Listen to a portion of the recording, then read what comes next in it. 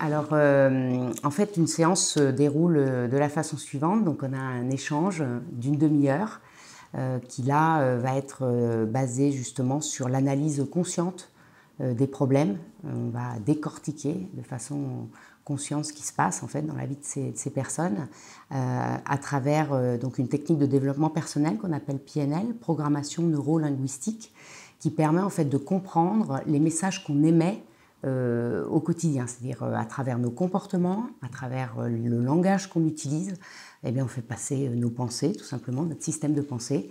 Et quand le stress est dans ce système, forcément, la communication avec les autres est perturbée, la communication avec l'ensemble de l'environnement est perturbée. Donc, on a une première phase, on va dire, d'analyse consciente des choses pour pouvoir réarbitrer un certain nombre de comportements, notamment.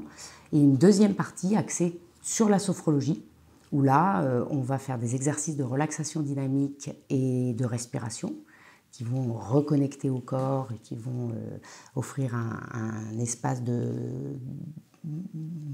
sérénité, d'apaisement, de ressourcement, on va dire. Et puis ensuite, une autre étape, toujours en sophrologie, qui est la projection d'images positives.